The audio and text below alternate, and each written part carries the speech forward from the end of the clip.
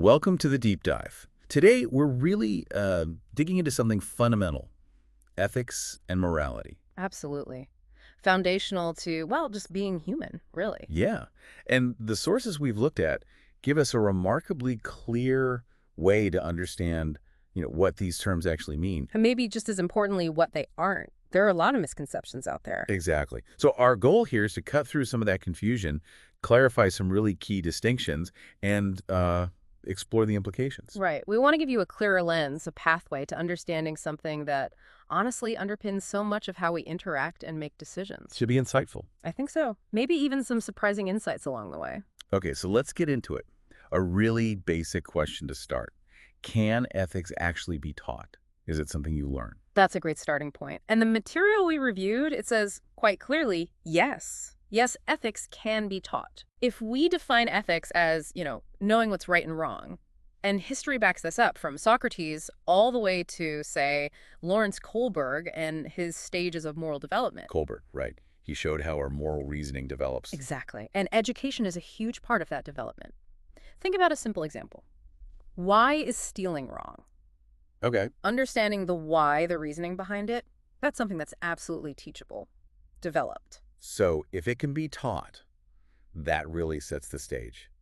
But maybe we should first tackle what ethics isn't, because our sources really push back on some common ideas. Good idea. Where should we start? How about the idea that ethics is just about feeling good? That gut feeling. If it feels right, do it. Ah, yes. The feelings is guide idea. It's popular, but the sources are pretty clear. Feelings give us information, sure, but they're not always accurate moral compasses. Not always accurate. No. I mean, some people do feel bad when they do wrong, but many others, they can feel perfectly fine, even good, doing something that's, well, objectively wrong. And the flip side. And the flip side is true, too. Doing the right thing can sometimes feel really difficult, stressful, even painful. It doesn't always feel good. It really turns the follow your heart idea on its head, doesn't it? It certainly complicates it. Feelings are data points, not dictators. Okay, so if feelings are out as the sole guide, what about just fitting in? Following culturally accepted norms. Isn't that often seen as ethical behavior? Well, yes and no. Some cultural norms absolutely align with ethical principles. Many don't. Can you give an example? The sources mention things like honor killings in certain regions. Pakistan, India, Jordan are mentioned. Right, horrific acts. Exactly. Culturally accepted, maybe even expected in some specific contexts, but profoundly immoral by any reasoned ethical standard. Culture isn't a guaranteed path to ethics. It can be corrupt or just blind to certain moral issues. So culture isn't foolproof either. What about the law? Surely if it's legal, it must be ethical. That seems like a solid line. You'd think so, wouldn't you? And ideally, laws should reflect ethical standards, but they don't always. Well, laws can be unjust. Think about corrupt regimes or laws designed to benefit only a select group. History is littered with examples of things that were perfectly legal but deeply unethical. Slavery, apartheid. So legality doesn't equal morality. Not automatically, no. It's often related, but they aren't the same thing. Okay, this is clarifying. So if ethics isn't just about feelings or culture or law, Yeah. then what is it? What are we left with? Good question. Ethics fundamentally refers to standards of behavior. It's about how human beings ought to act. To act. Yes, in all sorts of roles and situations, as friends, parents, citizens, professionals, teachers, you name it. It's a branch of philosophy, really. Philosophy, how does that connect? It reflects on morality itself. It asks, what is good, what is right, what does just actually mean? Okay. And crucially, ethics tries to show why something is good or why an action is right based on reasoned reflection. Not just instinct or tradition. Reasoned reflection is key. Reasoned reflection. Okay. Oh. So, stepping back a bit, why does this matter? Why should we study ethics? What's the bigger picture here? Well, it connects directly to the meaning of life, actually. Meaning of life. That's big. It is. But think about it. When we ask, what kind of life is worth living? Or what does a truly good life look like? Yeah. Those questions are inherently moral. How so? They immediately bring up concerns about honesty, reliability, our responsibilities to others, the quality of our relationships. You can't really talk about a meaningful life without touching on ethics. That makes a lot of sense. So ethical reflection is part of figuring out how to live well. Exactly. Now, you mentioned morality earlier. We often use ethics and morality almost interchangeably. But the material draws a sharp distinction, right? It does, and it's a really crucial one. So let's start with morality. What does that term mean according to the sources? Morality generally refers to the beliefs and practices themselves, how we actually try to live a good life. It's Yeah. about our character, our behavior towards ourselves and others, honorable intentions, the decisions we make, the actions we take. It's the what. The what's. Okay. So if morality is the what, the beliefs, the practices, where does ethics come in? What's that key difference? This is where it gets interesting. If morality is the assertion or the practice, like saying killing innocent people is wrong, Okay, that's a moral stance. right, then ethics is the conscious reflection on that stance. It's asking why killing innocent people is wrong. It's trying to explain or justify that moral judgment. Ah, so ethics is like the step behind morality, the thinking part. Precisely. Ethics is the study of morality. Morality is the practice or the application of ethics. One is the reflection, the other is the action or belief itself. Study versus practice. That's a Yeah. clear way to put it. Okay, so if ethics is the study, how do we do that study? What's the actual task involved when we're trying to figure out the right thing to do? Well, the sources lay out three main tasks for ethical inquiry. Okay, what are they? First, identifying what actually makes something a moral issue. Every problem is a moral problem, right? Yeah. So, what criteria make it one? Got it. What's second? Second is justifying the standards of right and wrong.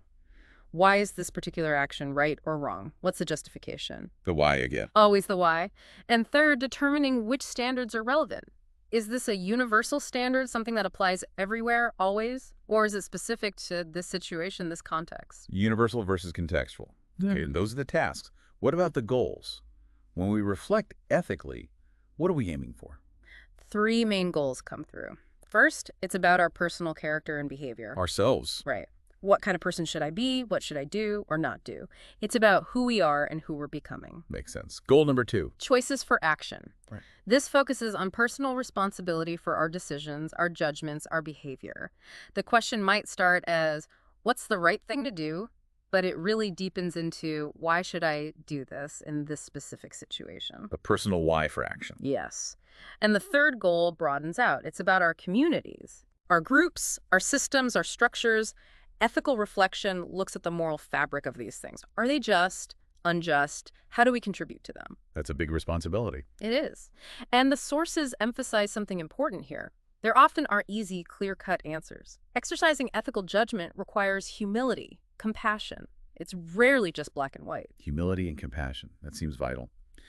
Okay, so to wrap things up a bit, let's look at how different frameworks approach these ethical questions. The sources bring up Christian ethics, pastoral care, and public policy. Right. They offer distinct perspectives. Christian ethics, as described, is rooted in a Christian worldview. It refers to God's design, a moral ideal, with the Bible seen as the primary authority for figuring out the right course of action. Okay, so a specific theological framework. What about pastoral care? How does that fit in? Pastoral care is presented more as the application of love, care, empathy, understanding. Especially towards those who are struggling, it's the relational, caring aspect. So Christian ethics is the ideal. Pastoral care is the empathy and practice. But the sources mentioned a potential problem there. Yes, a potential tension. The issue highlighted is when Christian ethics gets reduced solely to empathy and understanding. Meaning, if you only focus on the empathy, you might lose sight of or water down the actual ethical principles or moral standards themselves. You need both the standard and the compassion. I suppose the reverse could happen too. Exactly.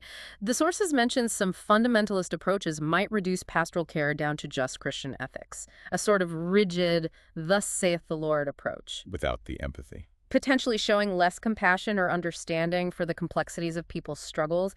It's about finding that balance between principle and personhood. Okay, balance is key. What about the third one, public policy? How does that fit into ethics? Public policy deals with laws and policies in a pluralistic society, a society with many different belief systems. Like ours. Like most modern societies, yes. And here, the crucial distinction highlighted is between our legal right to do something and whether it's actually the right thing to do ethically. Ah, the legal versus ethical distinction again. Precisely.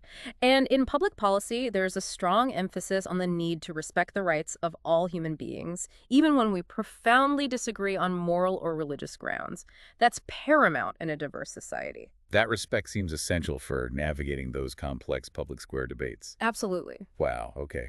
We've covered a lot of ground here, from what ethics is and what it isn't, which was really illuminating to the difference between ethics and morality, the tasks and goals of ethical thinking. And how different frameworks like Christian ethics, pastoral care, and public policy approach these questions. Yeah, it's been a really clarifying deep dive. I hope it's provided a clearer lens, some useful tools for thinking about the moral dimensions of life, both personally and in the wider world. Definitely. And as we close, here's something to mull over, building on that last point about public policy. Given the complexities of a pluralistic society, and knowing there aren't always easy answers, how do we collectively decide on the right thing to do when our personal moral compasses, religious beliefs, and societal laws might all point in different directions, especially when respecting everyone's rights is so crucial? That's a tough one. Something to think about. Until next time on The Deep Dive.